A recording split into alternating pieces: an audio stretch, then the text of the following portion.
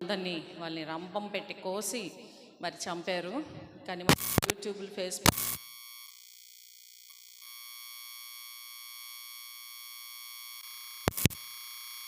నాకు కూడా అలాంటి చావు చావాలి అని నీవు కోరుకో అని చెప్పాను.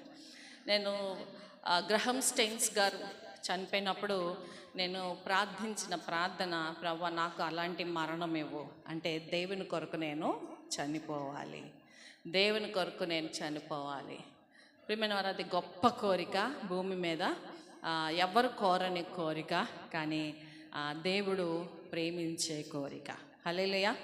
ఈరోజు కుటుంబాలుగా మీరందరూ ఇక్కడికి వచ్చినందుకు మరి నిజంగా దేవుని ఎంతగానో స్తుతిస్తున్నాను. ఒక పెళ్లి కార్డు ఇస్తే పెళ్ళికి ఒకలో ఇద్దరు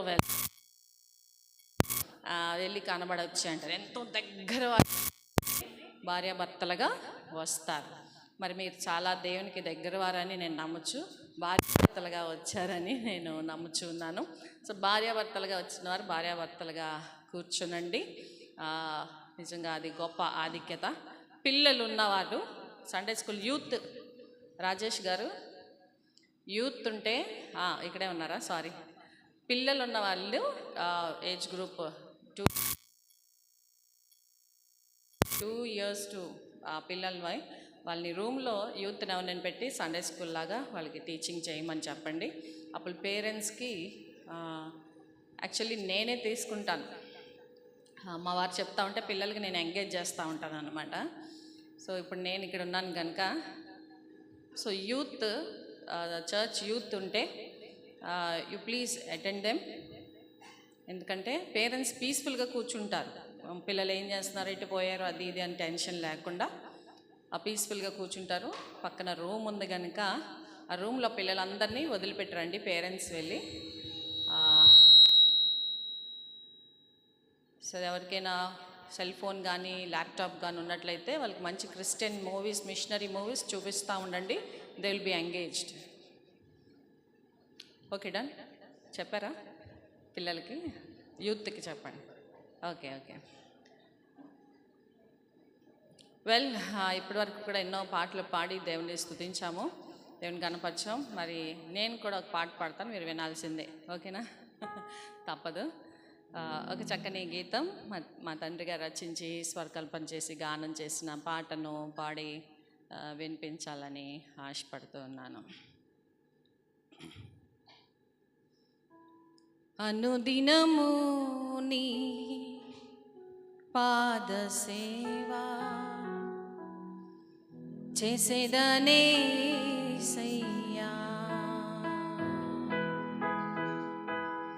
అనుదినము నీ పాద సేవా చేసేదనే సయ్యా, యేసయ్యా యేసయ్యా,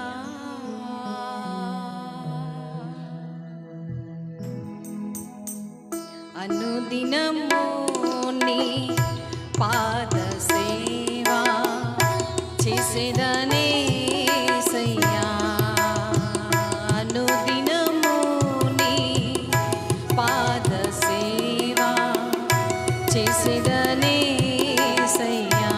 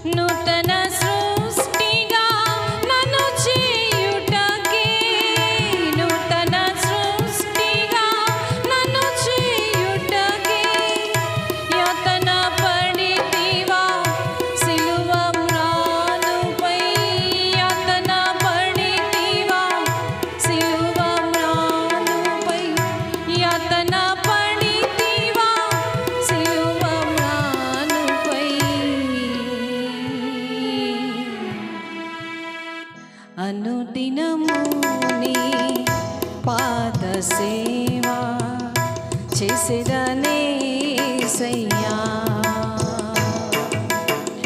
అనుదినము నీ పాద సేవా చేసేదనేసయ్యా.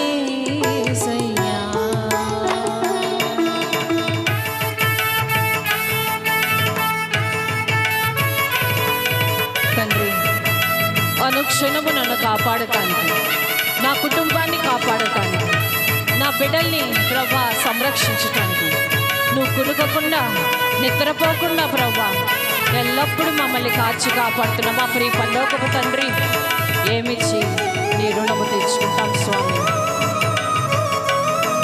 Thank you Jesus.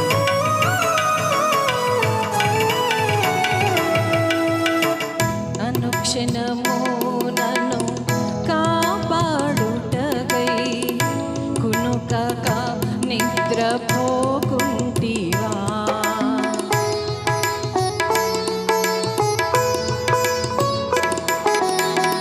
అనుక్షణము నన్ను కాపాడుటకై కునుకక నిద్రపోకుంటివా. అనుదినము నన్ను నడిపించుటకై పరిశుద్ధాత్మను పంపితివా. అనుదినము నన్ను నడిపించుటకై పరిశుద్ధాత్మను పంపితివా. నింపితివా నన్ను పంపితివా. నింపితివా నన్ను పంపితివా. ఇంపుగా నీ సేవ చేసేదనయ్యా. ఇంపుగా నీ సేవ చేసేదనయ్యా. ఇంపుగా నీ సేవ చేసేదనయ్యా.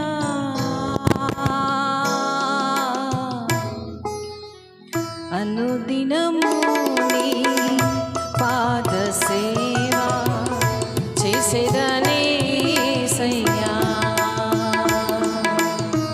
అనుదినము నీ పాద సేవా చేసేదనేసయ్యా.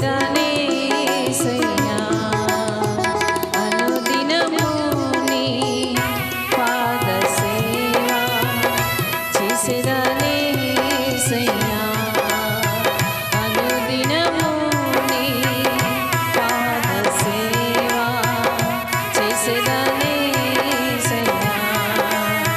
యేసయ్యా నా యేసయ్యా. అనుదినము నీ పాద సేవా చేసేదనేసయ్యా. అనుదినము నీ పాద సేవా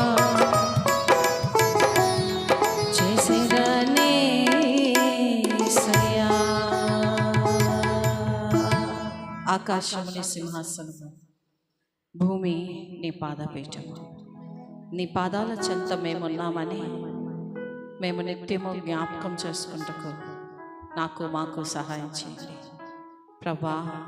నీ పాదాలు పట్టుకొని నిన్ను వేడుకొనందే ఈ భూమి మీద మేము బ్రతకలేమని,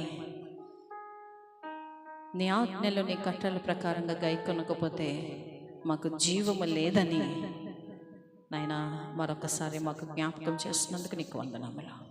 కుటుంబాలుగా కలిసి నీ పాద సేవ చేయుటకు మరొక అవకాశముగా మాకు ఈ కాన్ఫరెన్స్ ఇచ్చినందుకు నీకు వందనములు చెల్లిస్తూ యేసు పరిశుద్ధమైన నామమున మిక్కిలి వినయంతో బ్రతిమలాడి వేడుకొని ప్రార్థిస్తున్నాము తండ్రి. ఆమేన్. మరొకసారి కూడి వచ్చిన కుటుంబాలందరికీ కూడా వందనాలు తెలియజేస్తూ ఉన్నాను. మీరు కూడా మీ పక్క వారికి వందనాలు చెప్పండి. ఎప్పుడు పర్వాలేదు చెప్పండి.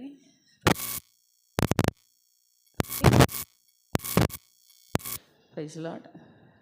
Thank you so much. చాలా సంతోషంగా ఉంది నాకు ఇలాగా కుటుంబాలుగా కలిసి ఈ రీతిగా దేవుని సన్నిధిలో ఉండటం. ఒకరు కుదిరితే ఒకరికి కుదరదు, కానీ దేవుడు మిమ్మల్ని అందరినీ ఇక్కడికి తీసుకొచ్చాడంటే కేవలము పరిశుద్ధాత్మ యొక్క ప్రేరణ బట్టి మీరు ఇక్కడికి వచ్చి ఉన్నారు. హల్లెలూయా.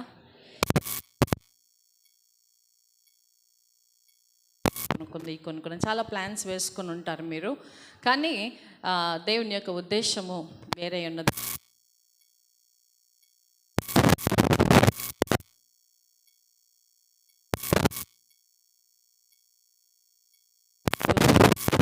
చాలా సైకాలజిస్టులు, చాలా సైకియాట్రిస్టులు, చాలామంది ఈవెన్ ఆయుర్వేదిక్ అండ్ అలోపతిక్ ఇలా చాలామంది కూడా చాలా నిర్వచనాలు ఇస్తూ ఉంటారు. మరి ఫ్యామిలీ అంటే ఇలా ఉండాలి, మరి భార్య అంటే ఇలా ఉండాలి, భర్త అంటే ఇలా ఉండాలి అని చాలా నిర్వచనాలు ఇస్తారు. వాళ్ళు చెప్పేవి కూడా చాలా మంచివే, వినటానికి చాలా చక్కగా వినసొంపుగా. యాక్చువల్లీ మన బైబిల్లో ఉన్నవే వాళ్ళు కూడా చెప్తూ ఉంటారు. బట్ వాళ్ళు చెప్పేది భార్యాభర్తలు ఈ భూమి మీద ఒక 60-70 సంవత్సరాలు బ్రతకటానికే వాళ్ళు చెప్తారు. వారు చనిపోయిన తర్వాత భార్యాభర్తలు ఎక్కడికి వెళ్తారు అనేది వాళ్ళకి తెలియదు, చెప్పే వాళ్ళకి తెలియదు, వినే వాళ్ళకి కూడా తెలియదు. సో అయితే బైబిల్ ఏం చెప్తుంది కుటుంబం గురించి? మీరందరూ ఇక్కడ కూర్చున్న వారందరూ కూడా మొట్టమొదటిగా మీ మనస్సుకు చెప్పుకోండి, దావీదు చెప్పుకున్నట్టుగా నా ప్రాణమా అని. మీ మనసుకు ఏం చెప్పుకుంటే దేవుని వాక్యం నుండి ఏదొచ్చినా సరే నేను లోబడటానికి సిద్ధం అని మీ మనస్సుకు మీరు చెప్పుకొని ఇక్కడ కూర్చోవాలని నేను ప్రభు పెట్ట మిమ్మల్ని ప్రార్థిస్తూ అర్థిస్తూ ఉన్నాను. కూర్చున్న మీరు, నించున్న నేను, వీఆర్ నాట్ పర్ఫెక్ట్ కపుల్స్. నించున్న నేను కూడా నేను చాలా పర్ఫెక్ట్ నా ఫ్యామిలీ విషయంలో, అందుకే నేను మీకు వచ్చి చెప్తున్నాను అనడానికి లేనే లేదు. మనం ఎప్పుడు రూపాంతరము చెందుతాం, సంపూర్ణము ఎప్పుడవుతామంటే ఆయన రాకడ వచ్చేటప్పుడే మనం సంపూర్ణతలోనికి వెళ్తాం. మనం సంపూర్ణముగా ఉన్నాము అని ఒక నిదర్శన మనకి ఎప్పుడు వస్తుందంటే ఎప్పుడు రాదు. మానవుడంట ఆఖరి శ్వాస వరకు కూడా వాడు పాపం చేసే నైజం వాడిలో ఉంటుంది కనుకనే ఎప్పుడు కూడా సహవాసంతో కలిసి ఉండాలని ప్రభు సంఘాన్ని ఏర్పరచున్నారు. హల్లెలూయా. నమ్మిన వారందరూ హల్లెలూయా చెప్దామా? హల్లెలూయా. జనరల్గా నిర్వచనాలు, కుటుంబం యొక్క కాన్సెప్ట్ అనేది ఎవరికైనా భూమి మీద ఎవరికైనా ఒకటే.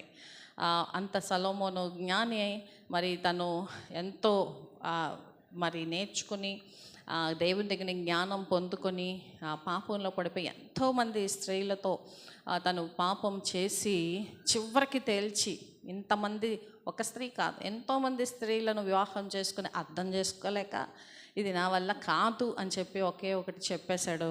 ఏమిటి? ప్రసంగి 12లో మనకు తెలుసు, మరి మానవ కోటికి ఇది ఏ విధి ఏమిటది? ఆయన ఆజ్ఞలు ఆయన కట్టడలను గైకొనుటయే, దాని ప్రకారంగా గనక జీవించటమే. అది అలా చేయకపోతే ఇక మనకి ఈ భూమి మీద మరి మనుగడే ఉండదు. నేను మీకు అన్నీ తెలిసిన విషయాలే, ఎప్పుడు విన్న విషయాలే. నేనేదో ఎక్కడి నుంచో ఏదో పెద్ద మెసేజ్ తీసుకొచ్చి మీకు చెప్పడానికి వెళ్ళలేదు. జనరల్గా ప్రతిదినము జరిగిన విషయాలే వాక్యము మరి ఎలాగ మనతో మాట్లాడుతుందనే విషయాల్ని మీకు నేను తెలియపరచాలని ఆశపడుతూ ఉన్నాను. కుటుంబము అనగా మరి దేవునికి చాలా ఇష్టమైనది. ఎందుకంటే ఆయనే అది తయారు. ఎంత ఇష్టమైన కుటుంబం అంటే, ఎందుకంటే ఆయనే అది తయారు చేశాడు కనుక, ఆయనే అది స్థాపించాడు కనుక. సో ఆయనకి చాలా ప్రేమ అన్నమాట.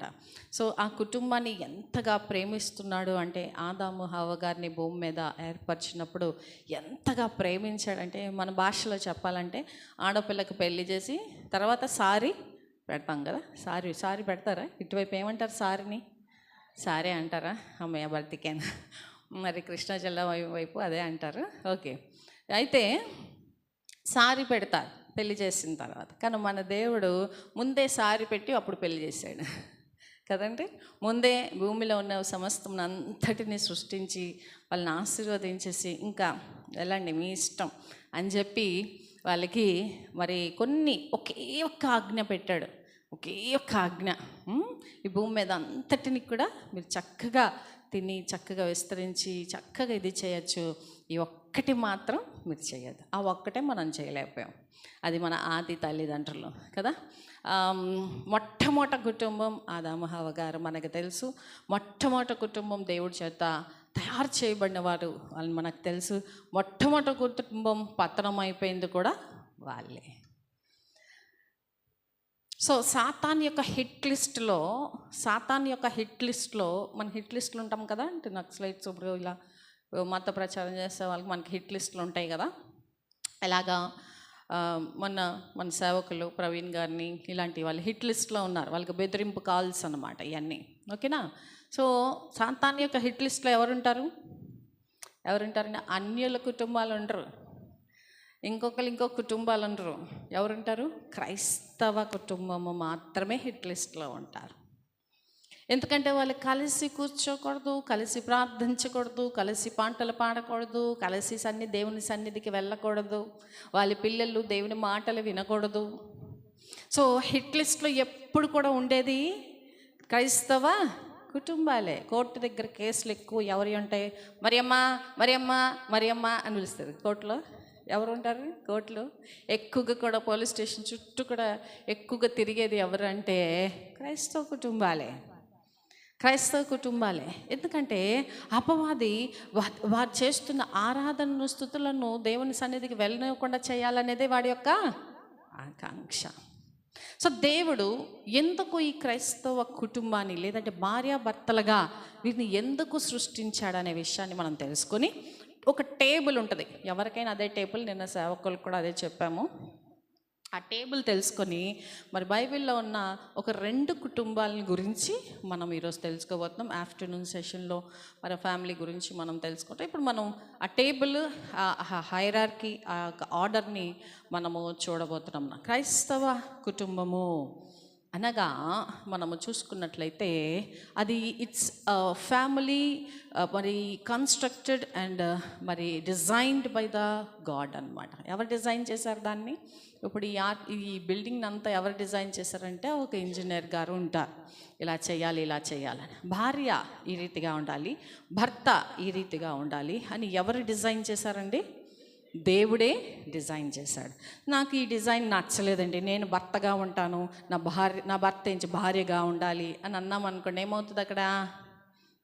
ఏమవుతుందండి? ఏమవుతుందో మనకి తెలుసు. ఇప్పుడు అదే జరుగుతున్నాయి కుటుంబాల్లో. ఓకేనా. సో ఈ ఆర్డర్, ఈ ప్యాటర్న్ అనేది కంపల్సరిగా ఖచ్చితంగా అందరూ పాటించవలసిందే. మనం ప్రతి నెల కొన్ని చోట్ల చూస్తూ ఉంటాం కుటుంబ ఆశీర్వాద కూడికలు. ప్రతి నెలలో మొదటి వారంలో లేదా ఆల్రెడీ ప్రైస్లో మనం చూస్తాం కుటుంబ ఆశీర్వాద కూడికలకి. కుటుంబం రారు, ఎవరో ఒకరు వస్తారు కదా. కుటుంబంకి ఆశీర్వాదము రావాలి అంటే ఏం చేయాలంటే, మరి మనం వచ్చి ప్రేయర్లో కూర్చుంటే ఆశీర్వాదం వస్తుంది కాదు. దేవుడు డిజైన్ చేసి దేవుడు ఇచ్చిన ప్యాటర్న్ని, ఆ యొక్క రూల్స్ అండ్ రెగ్యులేషన్స్ని పాటిస్తేనే మనం ఆశీర్వదింపబడతాము. దానికి తోడు మాత్రం కొంచెం అటు ఇటుగా ఎక్కడైనా సరే మనము అటు ఇటు వెళ్తున్నాము అని అంటే మనం ఖచ్చితంగా ఆ యొక్క ఆశీర్వాదాన్ని పోగొట్టుకుంటాం. మనము ఆదికాండం నేను ఎక్కువగా రెఫరెన్సెస్ కోట్ చేస్తానంటే మీరు తీసి చదవాల్సిన అంత టైం ఉండదు, సమయం కూడా ఉండదు. నాకు టైం లేదు అంటే చాలా బాధగా అనిపిస్తూ ఉంటుంది. ఎందుకంటే మీ రాకడ ఆలస్యం అయితే దేవుని రాకడ కూడా ఆలస్యమే ఉంటుంది. ఎందుకంటే మీ రాకడ ఆలస్యంగా ఉంటుంది కనుక. మీ రాకడ ఆలస్యం అయితే మా వాక్యం కుదించిపోతుంది, తగ్గిపోతూ ఉంటుంది. సో అది నాకు ఇష్టం ఉండదు అనమాట. సో టైంకి రావటానికి మీరందరూ ఇక మీదటి నుంచి ఇష్టపడండి. ఫస్ట్ ఆదాము హవ్వ పాపంలో పడిపోవడానికి గల ప్రధానమైన కారణం ఏంటో ఎవరైనా చెప్తారా? వాళ్ళకి గిఫ్ట్ కూడా ఇస్తాం, పాటల పుస్తకం ఫ్రీగా ఇస్తాం. ఆదాము హవ్వ పాపంలో పడిపోవడానికి గల కారణం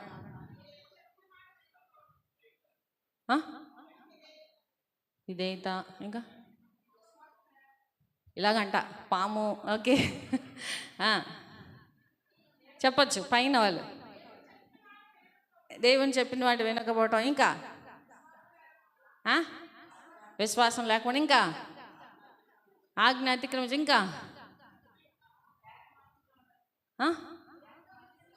ఏక మనసు లేకపోవడం చాలా ఉంటాయి. ఇంకా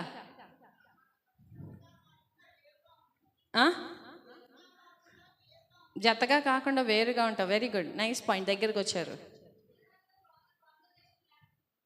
ఇద్దరి మధ్యలో కోఆర్డినేషన్ లేకపోవటం. Very good. మీరు మాట్లాడతారు, మంచిగా మాట్లాడండి. తనే తెలివైంది అనుకోవటం పాపం.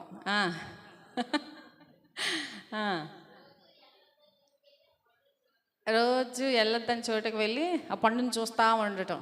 వెరీ గుడ్, కొత్త పాయింట్ వచ్చింది. చెప్పచ్చు, మీరందరూ చక్కగా చదువుకున్న వాళ్ళు ఉన్నారు, ఎంప్లాయీస్ ఉన్నారు. ఆజ్ఞ అతిక్రమించటం, దేవుని మాట కాదనకుండా అపవాది మాట వింటాం.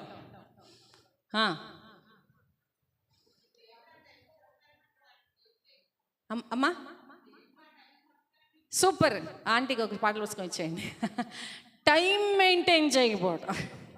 యేసు ప్రభువుల వారు దేవాది దేవుడు ఆ టైంకి నేను అక్కడికి వస్తాను అని చెప్పినప్పుడు వీళ్ళిద్దరు ఎలా ఉండాలి? కలిసి సిద్ధపడి తండ్రి కోసం వెయిట్ చేయాలి కదా. వస్తా అన్నాడు, చల్లటి పూట వస్తా అన్నాడు అని చెప్పి ఈయనేం చేస్తున్నాడు? టైం అంతా వేస్ట్ చేస్తుంది. ఈయన ఎక్కడున్నాడో మనకు తెలియదు కదండి. సో దేవుడు అనుకునే టైంకి వాళ్ళు అక్కడ లేకపోవడం వల్ల వాళ్ళని దేవుడు వెతుక్కుంటున్నాడు. వాళ్ళని దాక్కుంటుంటే ఎక్కడున్నారు దేవుడికి తెలుసు ఎక్కడున్నారో, కానీ వెతుకుతున్నాడు, చెప్తున్నాడు ఎక్కడున్నావు ఎక్కడున్నావు ఎక్కడున్నావు. అప్పుడు దాకా ఏం చేసేవాళ్ళు? పరిగెట్టుకుంటూ వచ్చి తండ్రి ఒళ్ళో కూర్చొని ముచ్చటించేవాళ్ళు. సో యాజ్ అ క్రిస్టియన్ ఫ్యామిలీస్గా ఫస్ట్ మనం చేయాల్సింది ఏమిటి అంటే time management. It's very important, చాలా ఇంపార్టెంట్ అనమాట. నేను ఒక్కోసారి నేను లేట్ అయితే మా పిల్లలు నన్ను తిడుతూ ఉంటారు. వాళ్ళు ముందు ఉంటారు అన్నిటికీ. 1 hour నేను 8 అంటే వాళ్ళు 7కే రెడీ అయిపోవాలన్నమాట. ఇంకా నేనే కొంచెం లేట్ అవుతూ ఉంటాను. మమ్మీ ఏంటి మమ్మీ అంటూ ఉంటాను నాన్న. సో టైం, క్రిస్టియన్ ఫ్యామిలీ అనేది punctuality is very important. So ఆ టైంకి రాకపోవటం వలన ఏమవుతుందంటే దేవుడు అనుకునే ప్లాన్స్ అన్నీ కూడా ఉల్టా అయిపోతున్నాయి. చూడండి, ఒక రాంగ్ ట్రైన్ ఎక్కామనుకోండి, నేను వెళ్ళాల్సిన ట్రైను ఇటు ఒరిస్సా అనుకుందాం, నేను ఇటువైపు ట్రైన్ ఎక్కాను, హైదరాబాద్ వెళ్ళే ట్రైన్ ఎక్కాను అనుకుందాం. ఇప్పుడు ఏమవుతుంది? మళ్ళీ నేను అక్కడికి వెళ్ళటానికి ఒరిస్సాకి ఎంత టైం వేస్ట్ అవుతుంది కదా. నేను తెలుసుకొని దిగి మళ్ళీ నాకు ఆకలేసి అక్కడ ఏం దొరకకుండా ఏదో ఒకటి తిని మళ్ళీ నేను టికెట్ కోసం వెయిట్ చేసి మళ్ళీ ఆ లైన్లో నిలబడి మళ్ళీ మనీ ఎక్కువైపోయి మళ్ళీ నేను ఎంతో కష్టపడి నా శరీరాన్ని అలగొట్టుకుని అంత జర్నీ చేయాలి నా ప్లేస్కి, నా డెస్టినీకి రీచ్ అవ్వాలంటే. సో మనం రాంగ్ ట్రాక్లో ఉన్నాము, మనం రాంగ్ ట్రైన్ ఎక్కాము, మనం రాంగ్ ప్లేస్లో ఉన్నామని తెలుసుకోవడానికి ఎంత టైం పడాలి? కొంతమందికి చాలా టైం పడుతుంది. మా మామయ్య గారికి అయితే 84 years పట్టింది. నేను రాంగ్ ట్రాక్లో ఉన్నాను, నా భార్యను ప్రేమించలేకపోతున్నానని. ఇంకొక ఆయనకైతే 75 years పట్టింది. He couldn't enjoy the matrimonial life. ఆ యొక్క కుటుంబ వైవాహిక జీవితాన్ని ఆయన ఎంజాయ్ చేయలేకపోయాడు. దేవుడు డిజైన్ చేసిన ఆ యొక్క కుటుంబాన్ని వారు ఆనందించి ఆస్వాదించలేకపోయారు. మా మామయ్య గారు 84వ ఏట తన భార్య దగ్గరకు వచ్చి, లీలా నన్ను క్షమించి నిన్ను చాలా బాధ పెట్టాను అని అన్నప్పుడు మా అత్తయ్య ఒక్కసారి అలా కుప్పకూలిపోయారు. అమ్మా అనుకుంటే కుప్పకూలిపోయారు. ఏంటంత you must be very happy కదా, ఆయన ఇలాగా మిమ్మల్ని అర్థం చేసుకున్నారంటే. ఎంత టైం వేస్ట్ అయిపోయింది, ఆయన సహకరించుంటే ఎంత పరిచయం చేసేవాళ్ళం అని అన్నారు. ఆయన ముందే తెలుసుకున్నట్టు ఎంత బాగుండేది. మా అత్తయ్య చాలా పరిచయం చేశారు, చాలామందిని దేవునిలోకి ప్రభులోకి నడిపించారు. ఆ నడిపించే ప్రాసెస్లో చాలా దెబ్బలు తిని చాలా గాయపడేవాళ్ళు. సో ఎందుకు ఈ మాట చెప్తున్నానంటే నేను, so time is this is the right time. అందుకే దేవుడు అంటున్నాడు, నేడే రక్షణ దినం, this is the right time. ఇది కాదు మనం పోస్ట్ పోన్ చేసుకుంటూ వెళ్తున్నట్లయితే దేవుడు డిజైన్ చేసిన యొక్క కుటుంబ వైవాహిక జీవితాన్ని మనం ఎంజాయ్ చేయలేము. అంతేకాదు అది మనకి నష్టము, అది మన కుటుంబానికి నష్టము, మన యొక్క సంఘానికి నష్టము, మన యొక్క ప్రాంతానికి, దేశానికే నష్టము. ఓకేనండి. సో దేవుడు అసలు కుటుంబాన్ని ఎందుకు డిజైన్ చేశాడు? ఏమనుకుంటూ డిజైన్ చేశాడు? సో ఆడపిల్ల పుడితే పూర్వ దినాల్లో మనం పెళ్లి చేసి పంపించాలనుకుంటాం, ఒక పిల్లోడిని అయితే బాగా చదివించాలి. ఇంకా వెనకటి దినాల్లో అయితే ఆడపిల్లకి ఫుడ్ ఇంటేక్ అనేది కూడా చాలా తక్కువ ఇచ్చేవాళ్ళు. మగపిల్లాడైతే బలంగా ఉండాలని ఫుడ్ ఇంటేక్ ఎక్కువగా ఇచ్చేవాళ్ళు. సో ఇప్పుడు ఇద్దరు సమానం అంటున్నారు. ఇప్పుడు చాలా రెవల్యూషన్ వచ్చింది. దేవుడు ఏమనుకుంటూ మరి ఈ యొక్క కుటుంబాన్ని డిజైన్ చేశాడనే విషయాన్ని మనం తెలుసుకోవాలి. ఆదికాండం 1వ అధ్యాయం అందరికీ తెలిసిన వాక్యం. ఒకసారి వాక్యం చదవటం వల్ల మనకు నష్టమే, మన కళ్ళకు మంచిది, నోటికి మంచిది, మరి హృదయానికి మనసు కూడా చాలా మంచిది. ఒకసారి చదువుదాం. 1వ అధ్యాయం 26, 27.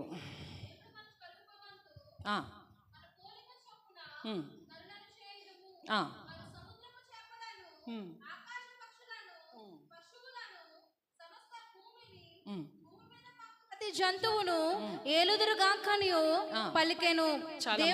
దేవుడు నరుణ్ణి ఎవరి పోలిక చూపు చేశాడంటండి? సో దేవుడు నరుణ్ణి చేసినప్పుడు, ఒక భర్తని భార్యని చేసినప్పుడు తను ఏమనుకుంటూ చేశాడంటే, నా పోలికలో ఉండాలి, నా స్వరూపంలో ఉండాలి, నా యొక్క ఇమేజ్లో తను ఉండాలి అని అనుకుంటూ చేశాడు. దేవుని పోలిక అంటే ఇలాగ జుట్టు అంగి వేసుకుని ఇలాగ రెడ్ చున్నీ వేసుకుని మనం చూస్తున్న ఫోటోగ్రాఫ్స్ కాదు. దేవుని పోలికలు ఏమై ఉన్నాయి? దేవుని పోలిక, what are the attributes of the god? దేవుని పోలికలు ఏమై ఉన్నాయి అని అంటే, మనకు అందరికీ ఆయన్ని పోల్చటం, ఆయన వివరించటం మన మేధస్సుకి అసలు సరిపోదు. దేవుని హృదయంలో దేవుని చిత్తం తెలుసుకోవటం అనేది ఓన్లీ 60 to 70% ఏ మనిషి అయినా తెలుసుకోగలడు. ఓకేనంటే ఓన్లీ 60 to 70% దేవుని చిత్తాన్ని మనం 100% దేవుడు ఏమి అనుకుంటున్నాడు అనేది ఎవరికి తెలియదు, మనిషి జ్ఞానానికి అందదు. కానీ దేవుడు చిత్తం ఏంట అనేది సంపూర్ణంగా కూడా ఈ బైబిల్లో మన కొరకు రాసి పెట్టినారు. సో దేవుడు మనల్ని ఏమనుకుంటూ చేశాడు అని అంటే, ఆయన పోలికలో ఉండాలని అనుకుంటూ చేశాడు. ఆయన పోలినది మొట్టమొదటగా మనం చెప్పాలనుకుంటే, మీరు ఎందుకంటే ఆ దేవుడిని నమ్ముకున్నారు? మీలో చాలామంది అన్యులలో నుండి వచ్చి ఉంటారు. అన్యుల్లో నుండి వచ్చామని అంటున్నారు ఏంటండి అని అనుకుంటారేమో. ప్రభు లేనివాడు ఎవడైనా అన్యుడే, పుట్టు క్రైస్తవుడైనా. ఓకేనండి. సో మిమ్మల్ని డిఫరెన్షియేట్ చేసామని అలా అనుకోవద్దు. అంటే చాలామంది అన్యుల్లో నుండి వచ్చి ఉంటారు, అనుకుంటారు. ఏమనుకుంటారు? మీరు ఎందుకు ఆ దేవుడిని నమ్ముకున్నారని చెప్తే మీ వాళ్ళకి ఏం జవాబు చెప్తారు అని అంటే, నాకు పలానా స్వస్థత వచ్చింది, పలానా చావు బ్రతుకులు దేవుడు నన్ను బ్రతికించాడు అని కొన్ని కారణాలు మనం చెప్తాం. మంచిది, కాదనట్లేదు. కానీ అసలైంది మనం చెప్పాల్సింది ఏంటంటే, మన దేవుడు, నేను నమ్మిన దేవుడు పరిశుద్ధుడు.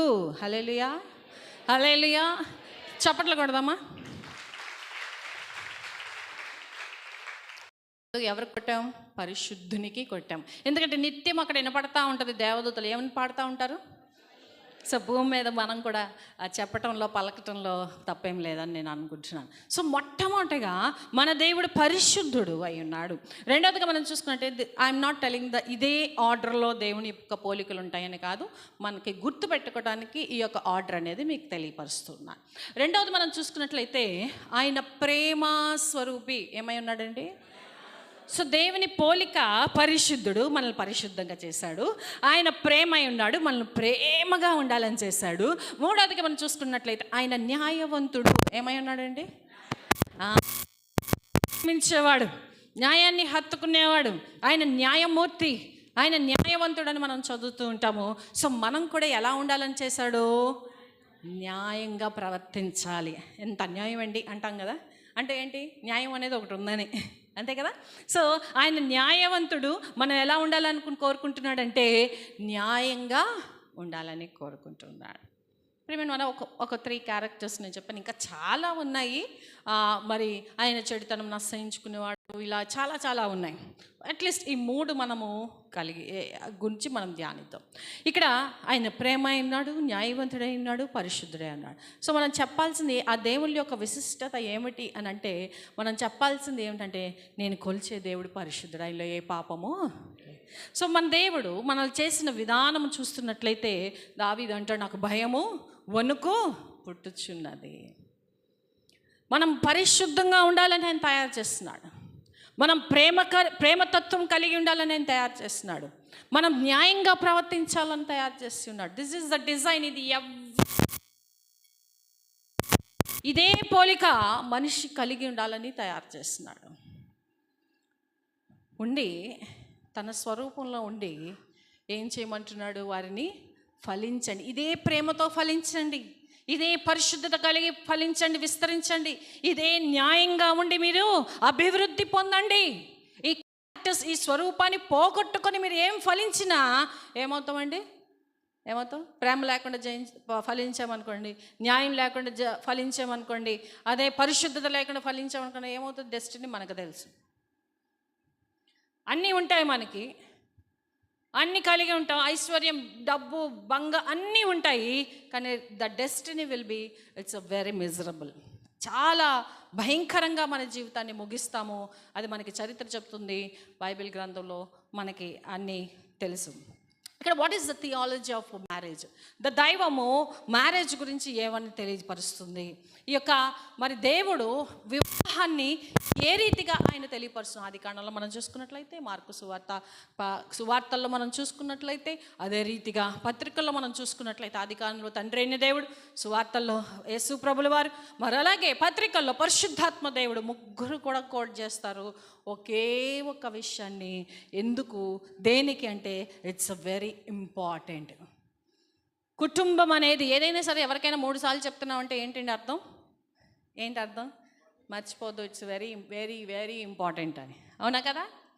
చాలా ప్రాముఖ్యమైనదని, చాలా విలువైనదని. మర్చిపోతావు. రే చెప్పానా? కేజీ చింతపండు గుర్తుపెట్టుకో అని 3 సార్లు చెప్తాం కదా. కొట్టుకెళ్ళే ఉంది అంటే వాడు మర్చిపోతాడు, అన్నీ తెస్తారు కానీ మర్చిపోతాడని. అంటే తండ్రి దేవుడు అదే ఇది చేస్తున్నాడు, క్రీస్తు అదే చెప్తూ ఉన్నారు, పరిశుద్ధాత్ముడు కూడా అదే చెప్తూ ఉన్నారు. అంటే వీరు ముగ్గురు కలిసి చేశారు కనుక వీరు ముగ్గురు చెప్తున్నారు. హల్లెలూయా. వీరు ముగ్గురు కలిసి ఈ కుటుంబాన్ని ఏర్పరిచినారు కనుక వీరు ముగ్గురు కూడా రిమైండ్ చేస్తూ ఉన్నారు మానవుడికి. నేను జస్ట్ బైబిల్లో దేవుడు ఏం చెప్తున్నాడు మ్యారేజ్ గురించి చెప్తాను, కానీ దాని నుండి వచ్చే కాన్సిక్వెన్సెస్ అనేది మస్ట్ మనకు రైట్ థింగ్ తెలుసు, ఆటోమేటిక్గా డూప్లికేట్ ఏదో తెలుసు, అంతే కదండి. ఒరిజినాలిటీ ఏదో తెలిస్తే డూప్లికేసీ అంటే ఏంటో మనకు తెలిసిపోతుంది.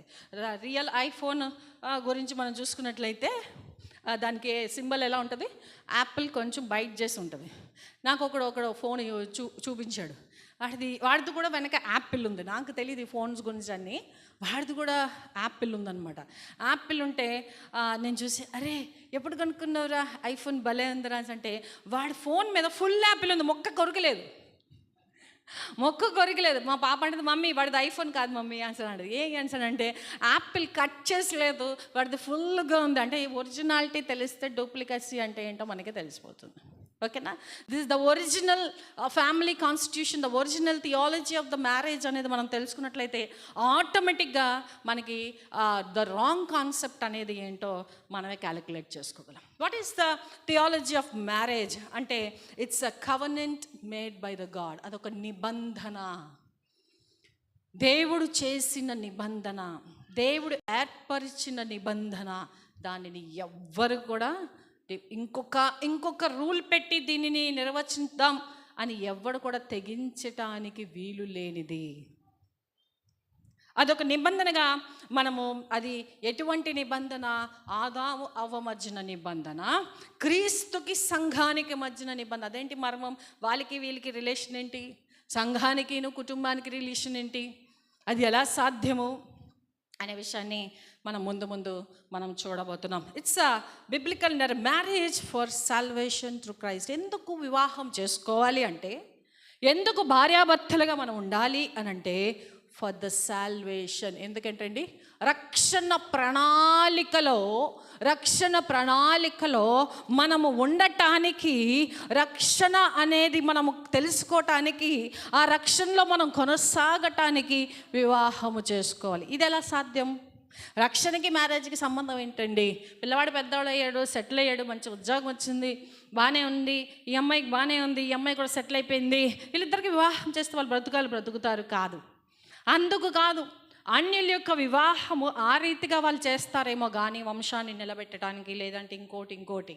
కానీ దేవుడు వివాహము భార్యాభర్తలుగా వాళ్ళని ఎందుకు జతపరుస్తున్నాడు అని అంటే రక్షణ ప్రణాళిక ఉన్నది ఆ కుటుంబంలో. ఎలాగంటే కుటుంబం ద్వారా రక్షణ ఏంటండి? మనం చూసుకున్నట్లయితే అదే ఆదికాండము 2వ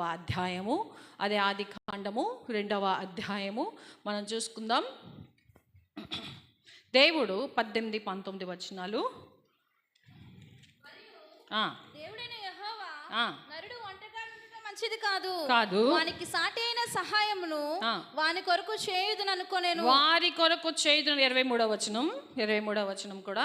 ఆదాము నుండి తీసిన ప్రకటెముకను స్త్రీనిగా నిర్మించి ఆమెను ఆదామునొద్దకు తీసుకొని వచ్చాను.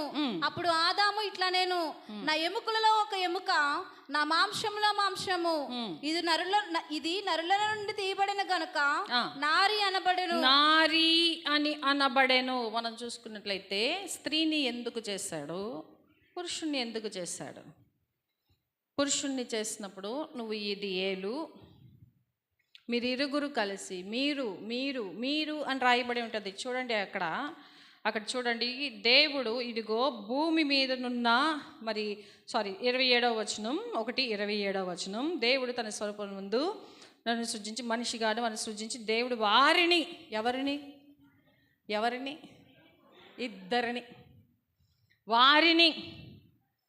ఇద్దరిని కలిసి విస్తరించమంటున్నారు. ఇద్దరిని కలిసి అభివృద్ధి, ఇద్దరిని కలిసి ఫలించమంటూ ఉన్నాడు.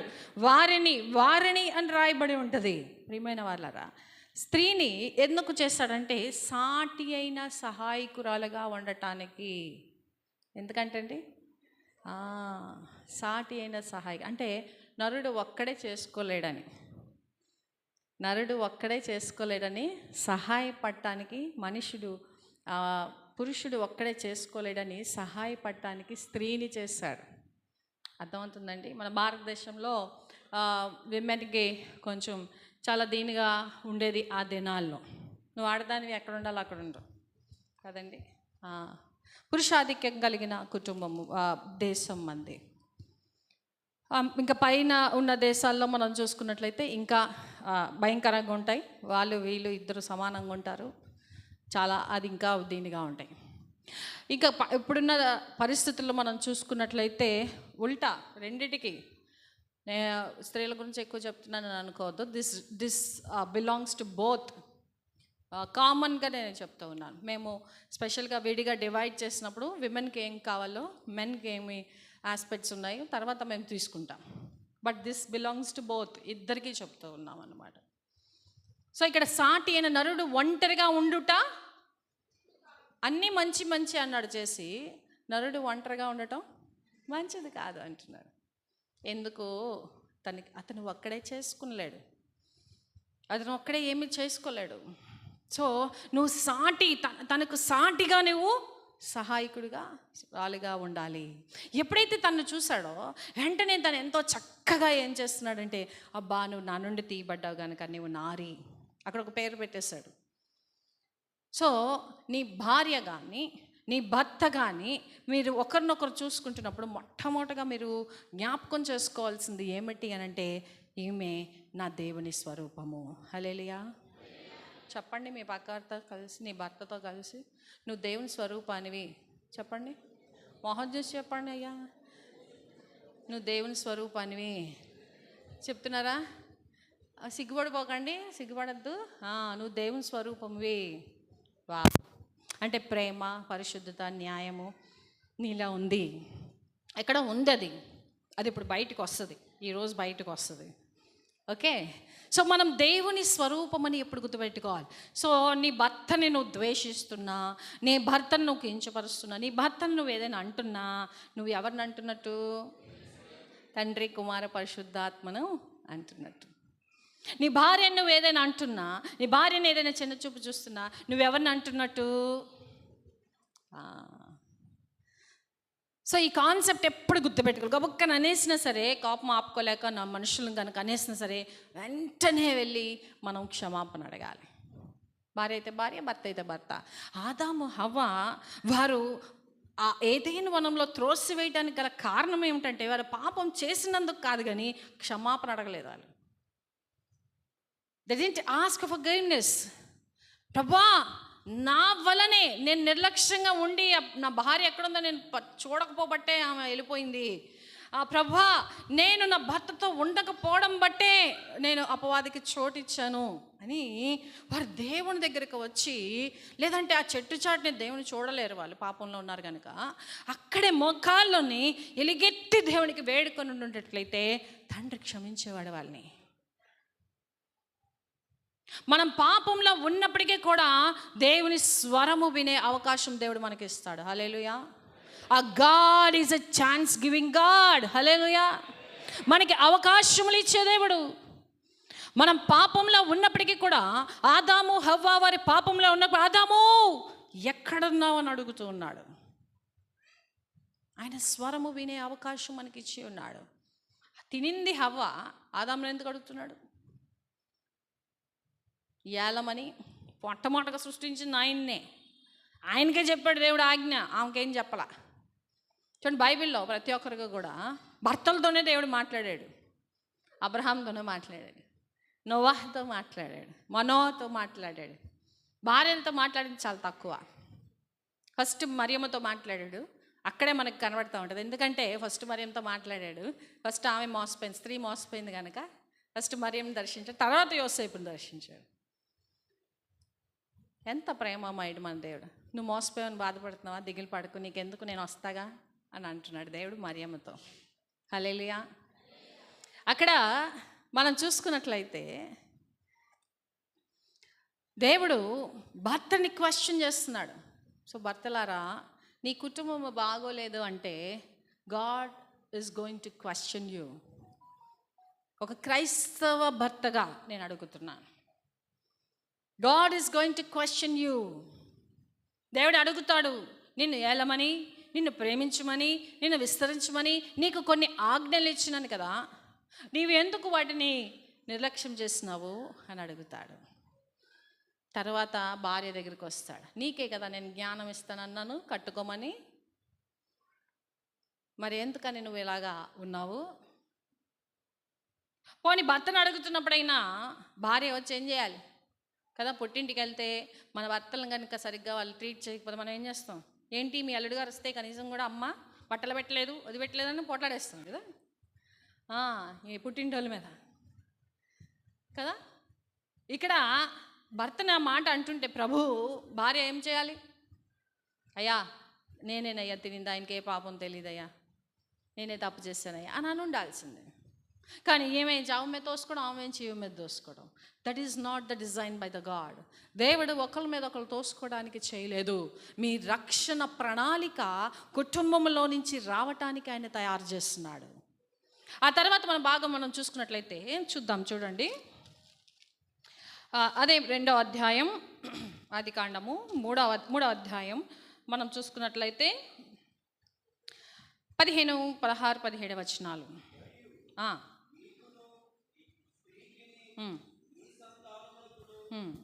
సంతానమునకును వైరము కలగ చేసేదను, అది నిన్ను తల మీద కొట్టును, నీవు దానిని మడిమి మీద కొట్టుదు అని చెప్పాను.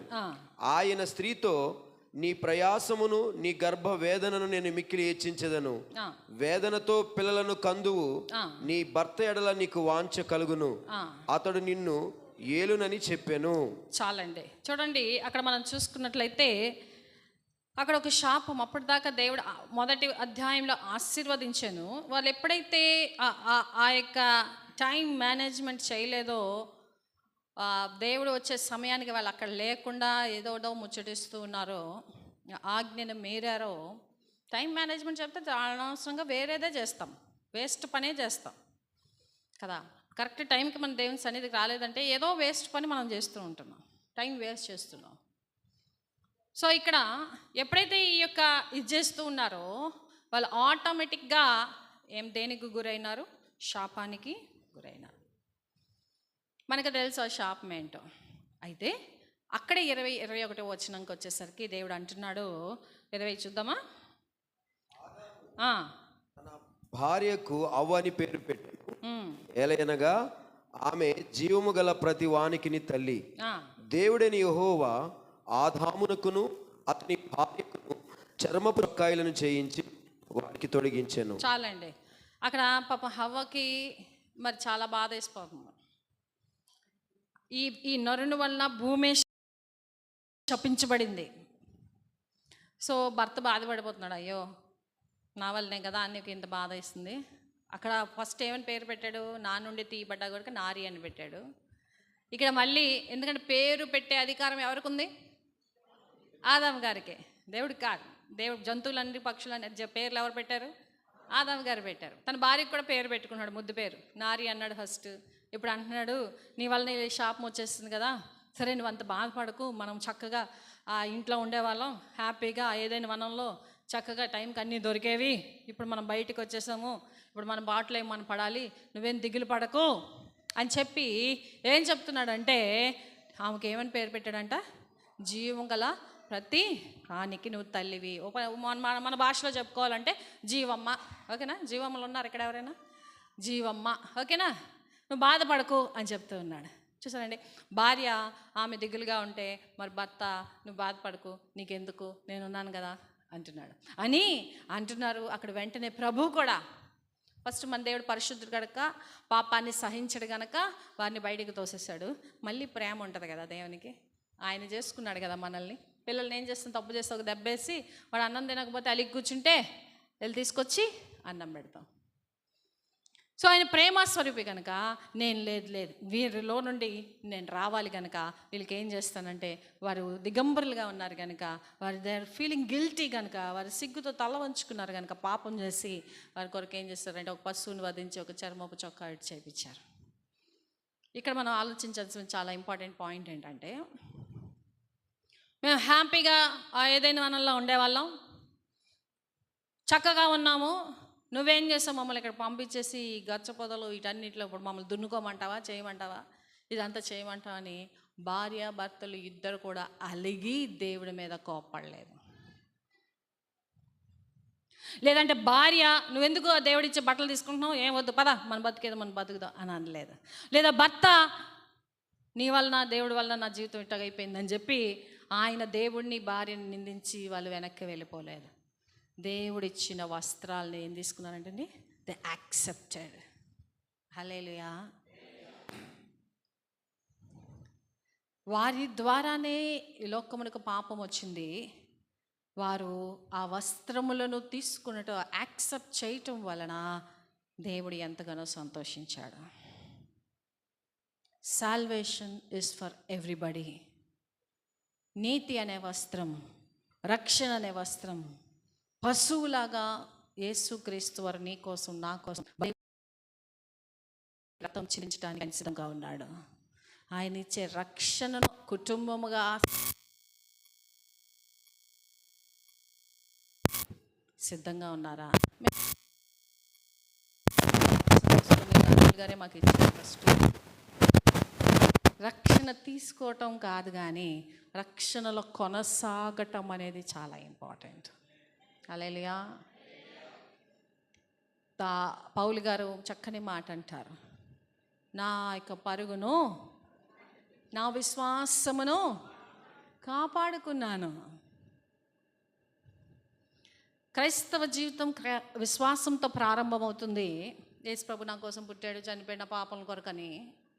విశ్వాసంతో అంతమవుతుంది, నేను చనిపోయిన ఒకరోజు తిరిగి లెగిస్తానని. కానీ దీనికి మధ్యలో చాలా గ్యాప్ ఉంటుంది మన లైఫ్. ఇదంతా కూడా విశ్వాసంతోనే వెళ్ళాలి. క్రైస్తవ జీవితం విశ్వాసంతో ప్రారంభమవుతుంది, క్రైస్తవ జీవితం విశ్వాసంతో అంతమవుతుంది. క్రైస్తవ జీవితం విశ్వాసంతో కొనసాగాలి. కొంతమంది రన్ చేసి మధ్యలోనే ఆగిపోతారు, అబ్షాలోం లాగా. కొంతమంది రన్ చేసి చాలా బ్యాడ్గా ఎండ్ చేస్తారు, సౌలులాగా పాత నిబంధన గ్రంథంలో. కొంతమంది పడిపోతూ లెగుస్తూ దేవుని కరుణ కోరుకుంటూ మళ్ళీ శరణం వేడుకుంటూ క్షమాపణ కోరుకుంటూ చక్కగా ముగిస్తారు. దావీదు వలె, దానియేలు వలె, యోసేపుల వలె.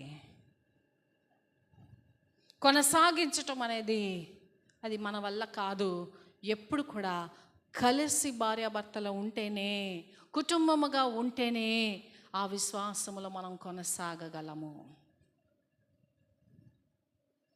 So marriage is a purpose for the salvation and for the redemption of the sin. విమోచన కొరకు, రక్షణ ప్రణాళిక కుటుంబం ద్వారా జరగాలని, పాప విమోచన కుటుంబం ద్వారా జరగాలని దేవుడి కుటుంబాన్ని ఏర్పరచుకున్నాడని మనం గుర్తెరగాలి. ఎందుకు మేము వివాహం చేసుకున్నామంటే, మేము దేవుని యొక్క పరిశుద్ధతను గ్రహించి, దేవుని యొక్క ప్రేమత్వమును మేము తెలుసుకొని, మా ద్వారా మా కుటుంబం ద్వారా క్రీస్తు ఇతరులకు పరిచయం అవ్వాలి. అందుకే మేము భార్యాభర్తలుగా ఉండాలి. మీ నీడ్స్ ఫుల్ఫిల్ అవటానికి కాదు. ఏం చదువుకున్నాడు? చదువుకున్నాడు. ఏమి ఉద్యోగం? ఎంత కట్నం ఇస్తారు? No, that is secondary. అది లోకమంతా చూసేది. మనం కోరుకునేది ఏమిటంటే, ప్రార్థించే అమ్మాయ, ప్రార్థించే అబ్బాయ, విశ్వాస, శ్రమలు వచ్చినప్పుడు, కష్టములు వచ్చినప్పుడు అక్కడికి ఇక్కడికి వెళ్లకుండా మోకాల్లోని భార్యాభర్తలుగా కలిసి వారు దేవుడి దగ్గర జవాబు పొందుకునేవారా అనే విషయాన్ని మనం తెలుసుకోవాలి. ప్రియ దేవుని జనాంగమా, అపవాది ఆ కుటుంబాలని అటాక్ చేయాలని చూస్తాడు. మనం అనుకుంటాం, నా భార్య అసలు మాట వినండి, నా భర్త అసలు మాట వినండి అని చాలాసార్లు మనం కంప్లైంట్ చేస్తూ ఉంటాం. గుర్తుపెట్టుకోండి, your spouse is not your enemy. నీ భార్య, నీ భర్త ఒక శత్రువు కాదు. శత్రువు వారిని వాడుకుంటాడు, కానీ ఎప్పటికైనా సరే భూమి మీద నీ క్షేమాన్ని కోరుకునేది నీ స్పౌసే, నీ భర్తే, నీ భార్యే. ఎవరైనా సరే ఆ క్షణం వరకు నీకు ఆ మాటలు చెప్తారేమో కానీ, నిన్ను పొగుడతారేమో కానీ, నిన్ను మెచ్చుకుంటారేమో కానీ, నీకు కష్టంలో, బాధలో, దుఃఖంలో సంతోషించినా సరే, అలిగినా సరే, తిందా లేదా అని తెలుసుకునేది నీ భర్త, నీ భార్యయే. ఎందుకంటే అది దేవుడు ఏర్పరిచిన నిబంధన. I'm telling about the Christian families. అన్యుల కుటుంబాలు చాలా చక్కగా ఉంటాయి, చాలా అన్యోన్యంగా ఉంటాయి.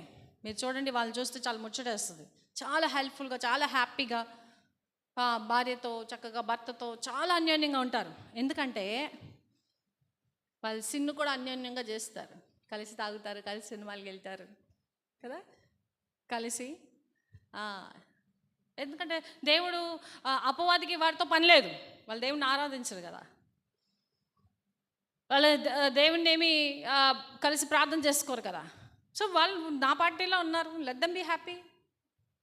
వాళ్ళు అలాగే చనిపోతే పరలోకానికి వెళ్ళరు కదా, వెళ్ళే వాళ్ళు కదా మనం టార్గెట్ చేయాలి అని అపవాది వాళ్ళకి ఏం చేస్తాడంటే కొన్ని మంచి సూత్రాలు, నీతి సూత్రాలు చెప్తున్నారు కదా ఇప్పుడు యూట్యూబ్స్లో, అట్లా ఇలా ఉండాలి భార్యని ఇలాగా, అలాంటివి పాటిస్తూ చాలా హ్యాపీగా ఉంటారు వాళ్ళు, చాలా సంతోషంగా ఉంటారు వాళ్ళు. కానీ శ్రమను, కష్టమును అంతా చూసేది ఎవరంటే క్రైస్తవులు మాత్రమే, క్రైస్తవ కుటుంబాలు మాత్రమే. ఎందుకంటే మన కుటుంబాన్ని డిజైన్ చేసింది ఆయనని మనకు తెలిసిపోయింది, మన కుటుంబాన్ని నడిపించేది ఆయనే అని మనకు తెలిసిపోయింది, మన కుటుంబానికి అధిపతి ఆయనే అని మనకు తెలిసిపోయింది. ఇప్పుడు మనం ఎక్కడ ఆయనకి సరెండర్ అయిపోతామా అని అపవాది మన పైన టార్గెట్ చేస్తూ ఉంటాడు. Hope you understand. మీకు అందరికీ అర్థం అవుతుంది అనుకుంటున్నాను. నేను ఇక్కడే చూస్తున్నాను, పైన చూడట్లేదు. సో అలవాట్లేదు కదా పైకి చూడటం. సో మీకు కాదు అనుకోకండి. ఓకే, చేతులు ఎత్తున హల్లెలూయా. మాకు కూడా చెప్పండి. Very good, thank you. ఇక్కడ మనం చూసుకున్నట్లయితే the first point is for the redemption. Marriage is for the redemption. విమోచన, రక్షణ ప్రణాళిక కొరకు కుటుంబము. రెండవదిగా మనం చూసుకున్నట్లయితే మ్యారేజ్ ఈజ్ ఫర్ శాంటిఫికేషన్. పరిశుద్ధతలోనికి భార్యాభర్తలు రూపాంతరము చెందటానికే వివాహము. భార్య తప్పు చేస్తుంటే భర్త జ్ఞాపకం చేయాలి, దేవునికి అది ఇష్టం లేదు కదా, ఎందుకు మనం అది చేయటం. భర్త తప్పు చేస్తుంటే భార్య, ఏమండి బైబిల్లో ఇలా లేదు కదా, మనం ఎందుకు అలా చేయటం, వద్దులేండి. రూపాంతరము చెందటానికి, దేవుని ఆజ్ఞలు ఒకరికొకరు జ్ఞాపకం చేసుకోవటానికి, దేవుని కట్టడలను ఒకరికొకరు జ్ఞాపకం చేసుకోవటానికి, దేవుడు ఆ కుటుంబం ద్వారా క్రీస్తు స్త్రీ సంతానానికి సర్ప సంతానానికి వైరం అంటే కుటుంబము ద్వారా రక్షకుడు బయటికి వచ్చి అపవాది యొక్క తంత్రములను విరగగొట్టడానికి మ్యారేజ్. మీకు ఈ టీచింగ్ ముందుకు లేకపోయినట్లయితే ఇప్పుడు మీ పిల్లలకి మీరు ఎందుకు మ్యారేజ్ చేయాలని ప్రార్థన చేయాలంటే, ప్రభా వీరి ద్వారా రక్షణ ప్రణాళిక ఏర్పరచబడాలి, వీరి ద్వారా రూపాంతరము చెందాలి, వీరు పరిశుద్ధపరచబడే వివాహము ఫర్ శాంటిఫికేషన్